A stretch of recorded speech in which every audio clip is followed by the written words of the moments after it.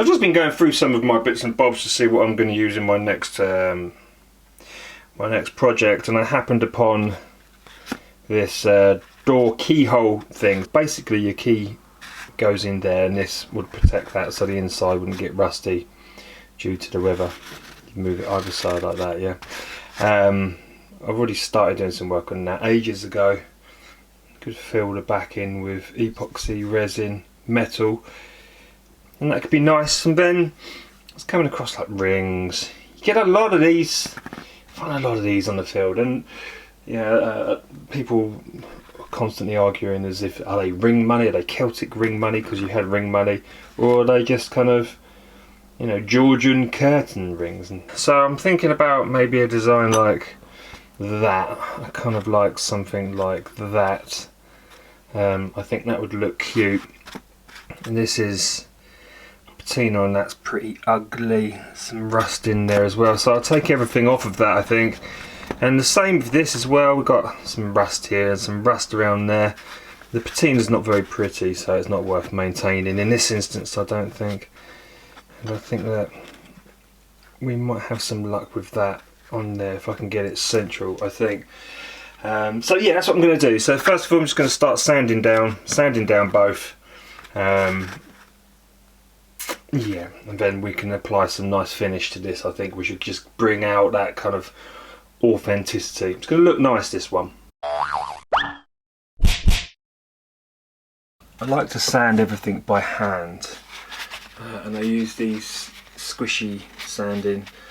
Well, typically if it's something flat, I'll start on these really abrasive blocks like this, but obviously in the instance of this is easy, but this will be more difficult, of course, because I can't get into the contours and the inside part, and that's why a nice soft sponge like that will be malleable and it can move in and out of those places that I need it to. So that's what I'm using. It feels more personal as well, I think, if I do it all by hand, like all of it. I could get a Dremel. I've got a thing on my Dremel, but I just don't like that idea.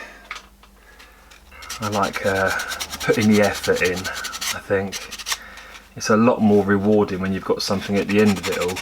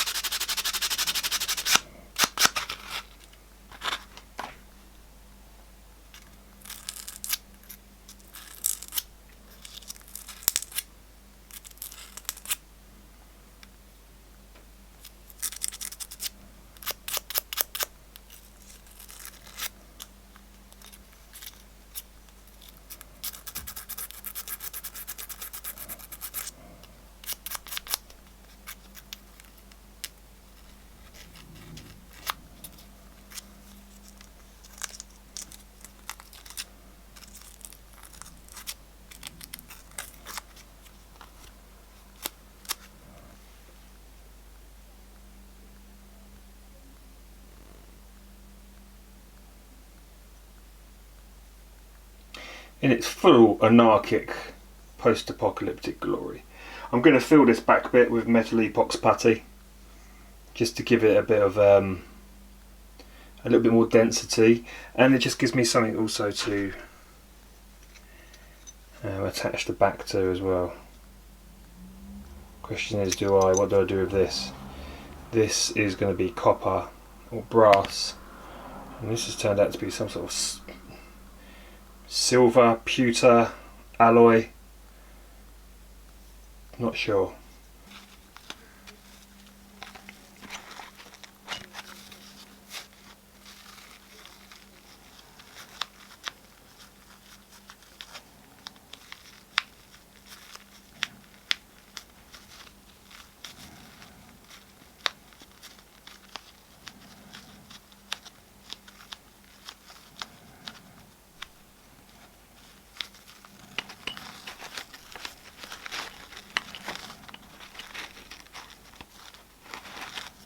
So after checking around and asking around, probably more chance of that being Celtic ring money, seed serration, than this, which is most likely a horse harness, not a curtain ring. Very, very, very, very, very common find.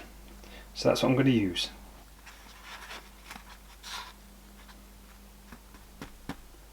Nearly dry.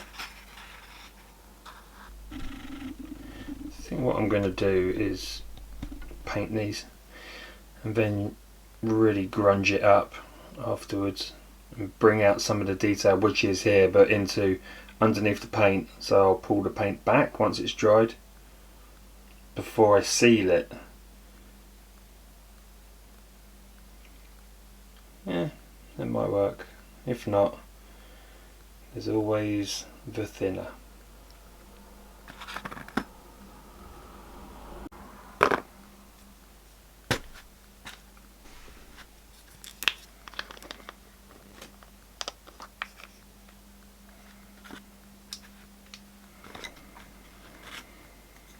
I was using this yesterday, so I don't really need to stir it.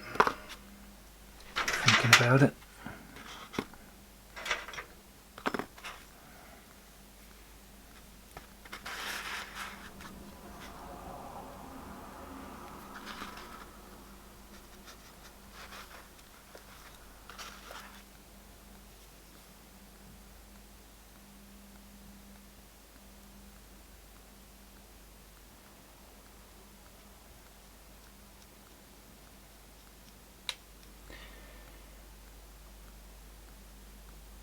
Bear with me on this.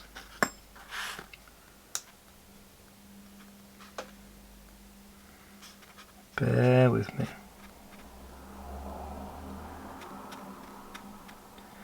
Don't come to your conclusions until you've seen the end product.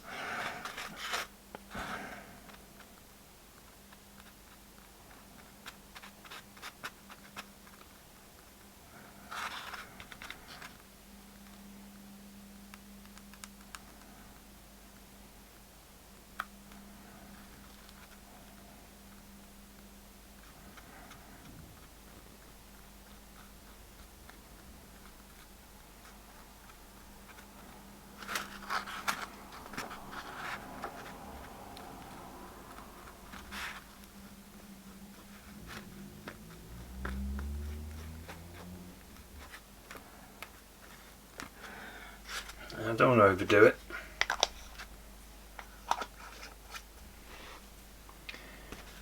Let you dry. So they're nice and dry now.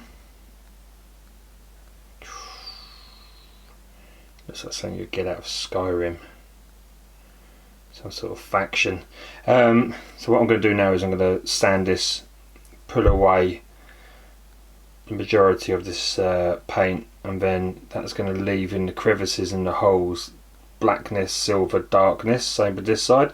It's almost like an extreme black wash really, and that should give an interesting effect. I think I'm going to get on with that now.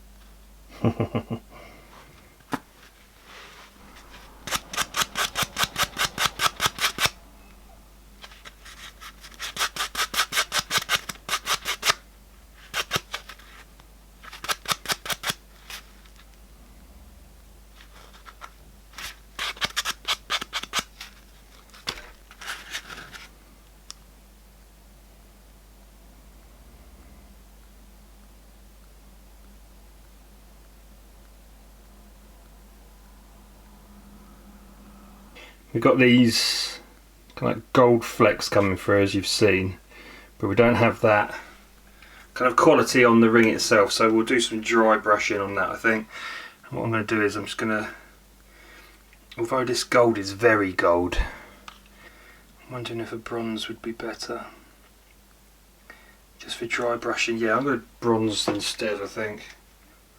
Just going to put some on here, and then I'm going to rub all of the excess off. That's what dry brushing's about. So you only get like little flecks, like this, see? It's very subtle. Extremely subtle. That's all it needs to be. Just coming through in specific places. There. That's it. No need to overthink this one. Come on there like that. And you can see down the sides we have something which resembles a little more this part at the top, which is what I wanted. I want it to be there, I think. And we have this bit of bronze coming around here and this little smatter in here. Yes. So, particularly psychologically mark that. So there.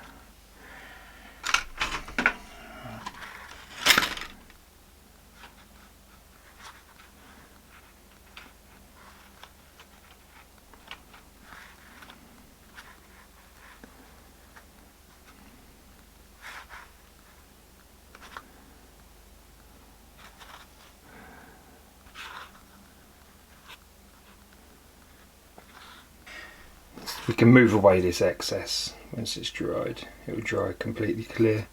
And then what I'll do is to bolster, I'll put some metal putty over the back part that flips, where the ring is. And that should fuse it in place, and then we'll paint over that.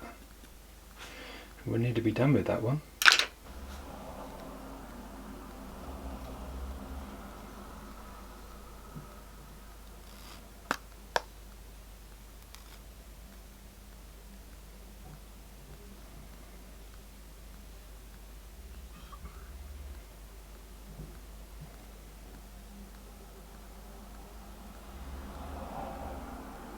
There you go then. I'm going to call this the Widows Teardrop, I think. You might think that's slightly morose, but it's got that about it, hasn't it? And I watched The Woman in Black last night and I can see that being worn in that. It's awesome. Okay, thanks for watching my friends. See you in the next video.